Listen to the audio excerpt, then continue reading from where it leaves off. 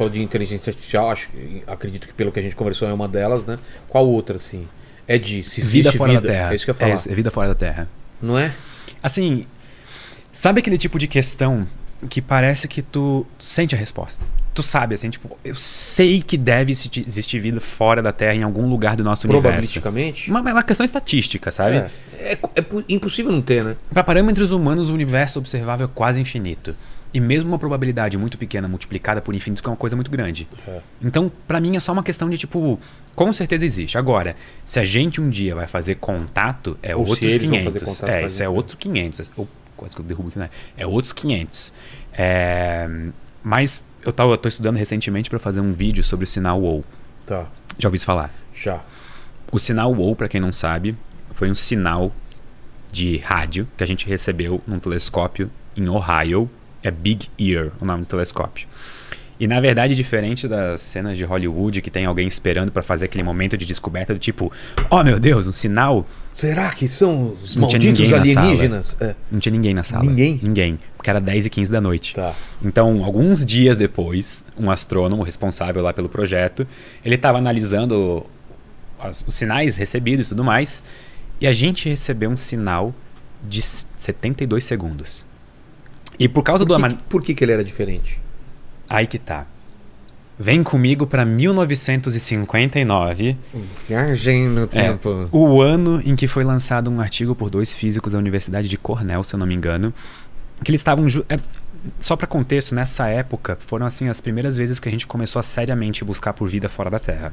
E eu digo seriamente através de institutos sérios, tipo o SETI, que é tipo...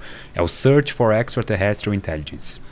E nesse artigo, esses 2 físicos estavam tentando estipular, ok, se eu fosse uma civilização inteligente e eu quisesse contatar outras civilizações inteligentes, de que maneira eu faria? E eles passaram por várias ideias, várias coisas. Talvez eles usassem raios gama, que são extremamente energéticos e chamariam atenção, mas eles descartam essa hipótese porque precisaria de muita energia na fonte para emitir esses raios. Não seria, tipo, prático, não seria eficiente. E aí eles chegaram à conclusão de que existe meio que uma faixa do espectro eletromagnético que é perfeita para mandar sinal no espaço, que é a faixa da linha do hidrogênio, que é 1420,4 MHz. E por que ela é tão boa? Porque ela não é barrada pela poeira que tem no meio interestelar. Ela atravessa. Ela atravessa. É como se o universo fosse meio que transparente para essa frequência de onda eletromagnética. Chuta qual foi a frequência recebida no sinal WOW. Foi nessa frequência? 1400 lembra que a da água é 1420,4. Tá. 1420,4556. É muito próximo da frequência que a gente esperava receber se um dia recebesse comunicação vinda tipo, de outra civilização. Outro motivo pelo qual essa linha é especialmente interessante é porque qualquer civilização minimamente tecnológica conhece ela. Assim, foi uma das primeiras fontes que a gente descobriu, provavelmente, de ondas eletromagnéticas. Ela é emitida pelo átomo de hidrogênio no estado neutro. Sim. Então não é nada muito tecnológico, difícil, é tipo, literalmente o elemento mais abundante do universo. Então tá ali, qualquer civilização minimamente inteligente conheceria. E a gente recebeu uma comunicação com uma frequência tão próxima, que até hoje o sinal WOW provavelmente é o melhor candidato que a gente tem de comunicação extraterrestre. Mas aí vem a pergunta, por que não mandar um oi melhor? Uma mensagem maior, ou uma coisa mais palpável, uma coisa que a gente não tivesse dúvida? Por que ele mandaria isso e não um sinal de rádio na língua deles, por exemplo? Se eu falasse com formigas, elas não me respondessem. Será que elas não iam estar se perguntando a mesma coisa? Pô, por que ele não fala na língua dele? Entendi. Talvez usar o método mais comum e mais fácil seja a maneira mais fácil de mostrar o primeiro contato. De mostrar que tu tá ali. Entendi. Porque em vez de tentar, por exemplo, vamos supor que existam só 3 civilizações inteligentes na Via Láctea. Por que eu vou tentar todas as minhas chances, toda a minha sorte usando uma coisa muito, tipo, pensada, muito diferenciada, se na verdade eu posso tentar a coisa mais comum e mais fácil de trafegar pelo universo, que é a linha do hidrogênio. E nunca mais? E nunca mais. Nunca mais? Nunca mais. E não foram falta de tentativas. Mas ele estava apontado pro lugar certo na hora certa? Esse telescópio, ele ficava fixo. A única coisa que podia ser regulada dele era a altura até o horizonte. Tá. Então ele estava ali escaneando o céu e o próprio movimento da Terra que fazia ele varrer o céu. E quando ele passou mais ou menos por uma região próximo da constelação de Sagitário, foi quando ele recebeu, por causa do design era como se fosse Big Ear, em inglês é grande orelha. Sei. E é como se fossem 2 detectores assim. Tá. Então é como se ele varresse 2 áreas do céu ao mesmo tempo, só que essas áreas não são a mesma. Elas não têm um encontro uma da outra. E Tem uma lacuna entre elas. tem uma lacuna entre elas. O sinal foi ouvido 72 segundos, que é exatamente a janela de tempo que a varredura acontece. Ah, não é que eles mandaram por 72 não, segundos. é 72 pegou segundos. porque passou lá. Só que não pegou na outra. Por que não? Pegou em uma só. Porque parou? É. E nunca mais. Cara, Isso é muito bizarro. se você que foi o ET que mandou aí, tá assistindo esse programa, manda um superchat pra gente, né? Falando... Qual foi a mensagem? Qual foi a mensagem? Se não, você assistiu o Contato ou leu o livro muito bom. Contato, né? Que lá, como que é o lance? Eles mandam... Cara, é assustador, né? Então, a ideia que eles usam de comunicação no contato, vem do Carl Sagan, inclusive, e a ideia que eles usam de comunicação é justamente essa tua ideia, de mandar alguma coisa a mais. Por exemplo, eles começaram a bipar os números primos, e aí, acho que números irracionais, coisa do tipo. Tanto é que uma das alternativas que a gente imaginaria também de frequências pra gente procurar pelo universo seria alguma frequência de algum número irracional vezes 1420,4. Tipo, π vezes 1420,4. E a razão esperta disso é que esse número irracional, ele não existe nenhuma frequência natural conhecida que faria essa frequência. Entendi. Que nenhum fenômeno natural que geraria essa frequência. Então isso deixaria mais óbvio ainda que foi de uma geração artificial. E eu acho essa história do sinal WOW fascinante, porque até hoje é a nossa melhor provável comunicação extraterrestre. É engraçado, eu achei que já tinha sido descartada como não sendo extraterrestre o sinal. Não. Existem várias... Assim, só pra deixar bem claro pra todo mundo que tá assistindo também. Assim como ela não foi provada que não é prova. Ela não foi provada que há uma comunicação extraterrestre. Então, isso tem que ficar bem claro. Mas de todas as nossas possíveis... Não pode ser um erro também. Não. Tá descartado já. O erro tá descartado. E, inclusive, uma das coisas que descarta o erro é que depois foram feitos cálculos, o físico que cuidava daquilo, ele conseguiu calcular, tipo assim, até tipo efeito Doppler da fonte que enviou, coisa do tipo. Sim. E outra coisa que evita erros é que a linha do hidrogênio de 1420,4 MHz é tão importante para a radioastronomia que ela é uma das frequências protegidas na Terra.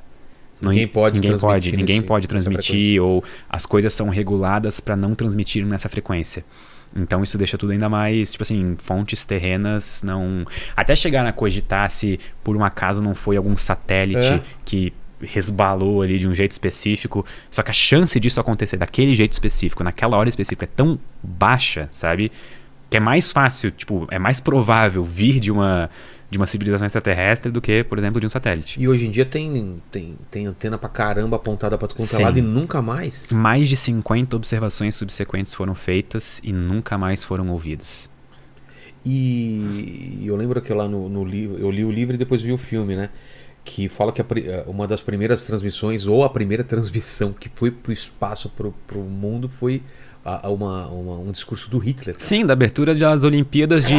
Agora eu só não sei se foi 38 ou 36. Que bizarro. Mas o primeiro discurso televisionado com ondas do espectro eletromagnético mundial foi o discurso de abertura das Olimpíadas de Munique, Hitler discursando. Então, desculpa o spoiler, mas esse filme é antigo, o livro também.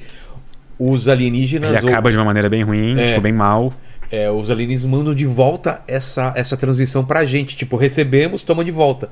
E aí imagina o medo da galera falando, caramba, os caras estão vendo que a humanidade é o Hitler, né? Tanto é que se a gente tivesse em outra estrela hoje recebendo pela primeira vez a comunicação da Terra e visse essa mensagem e ela não tivesse perdido potência suficiente para não ser mais reconhecível... Porque também tem isso, né? Também tem isso. Conforme a mensagem vai se propagando, ela vai perdendo potência no espaço.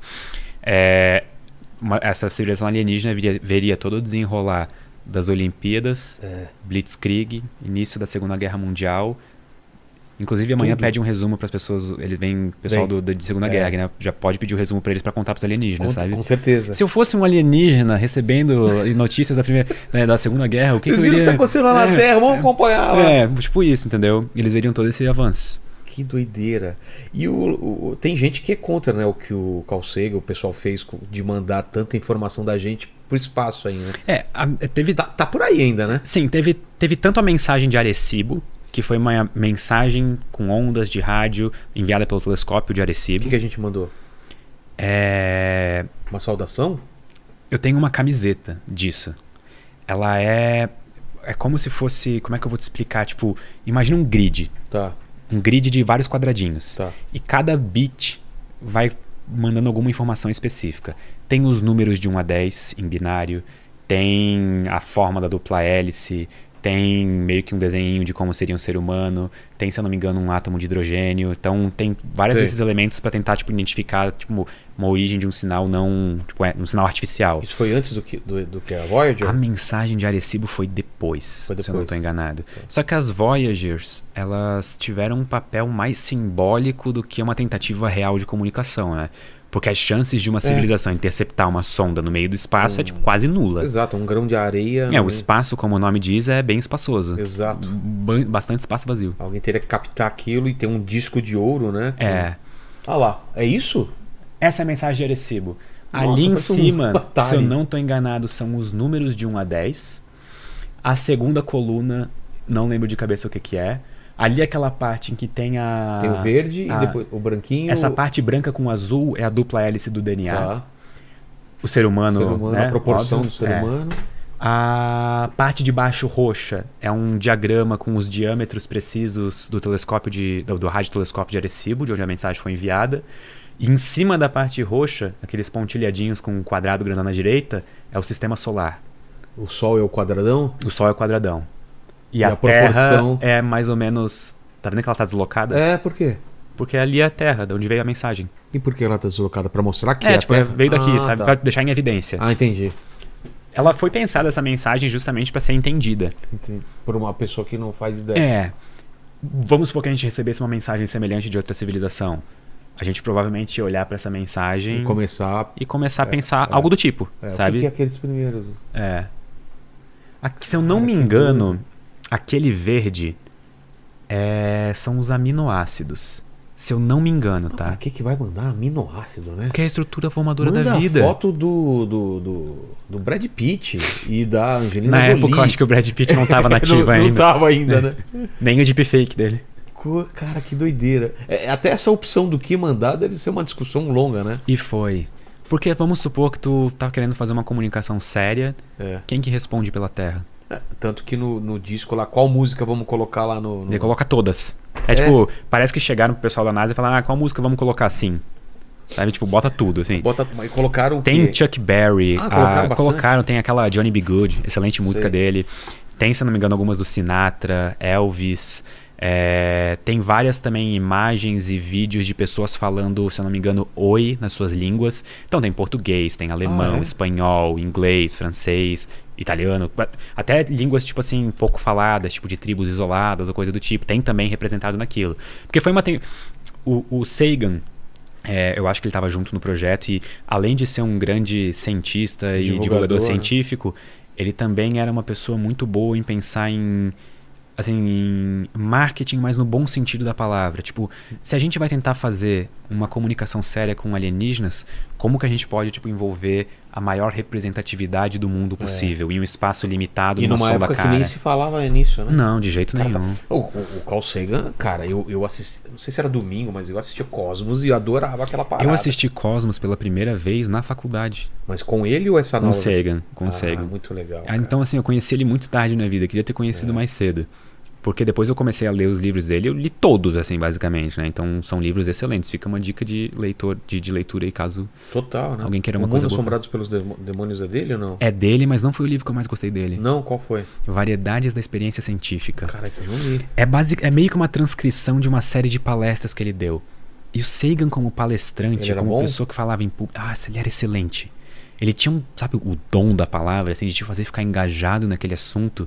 E eu acho legal como ele consegue pegar conceitos... Vocês estão ouvindo a voz dele, deve ter gente que tá com sono aí, sonolenta, é normal, você não tá desde o começo da live. Esse tom da voz dele é assim mesmo, cara. Eu peço desculpa Se eu estou entediando vocês em algum Não, não é. momento, tá? Então, A voz é muito macia, né, mas cara? essa é minha voz natural e eu sou tipo o Jigglypuff da vida real. Então é isso que temos pra hoje. E o Cara, eu quero ver essas palestras dele, essa Então, transição. é muito bom esse livro, vale a pena. E é sobre vários assuntos, ele fala. Ele vai cortando em vários assuntos e depois, inclusive, tem a transcrição das perguntas que as pessoas fazem. Ah, tá. Então, por exemplo, tem perguntas lá que estão, tipo, você acredita em Deus? Tipo, o que é vida? É excelente, vale a pena ser lido. Vale a pena ser lido. E outro livro dele que eu gostei muito também foi O Cérebro de Broca, que fala sobre também consciência, desenvolvimento e evolução. E não ficou velho. Esses livros não ficaram velhos. Provavelmente ficou, mas do jeito certo. Entendi. Tipo assim, ele ainda dá pra ser lido hoje e é interessante. Sim. Tá? Até porque, se eu não me engano, a Andrew Yan, que foi a esposa dele até o final da vida dele, ela continuou com o trabalho de revisão das obras dele. Então, quando eu assisti Cosmos, já era o Cosmos com o começo que ela aparecia falando. Tá. Muitas das informações que estão aqui hoje estão desatualizadas, porque isso foi feito na década de 80, já era tipo, sei lá, anos 2000, uma coisa assim. Então, tipo, foi refeito muita coisa, né? Entendi.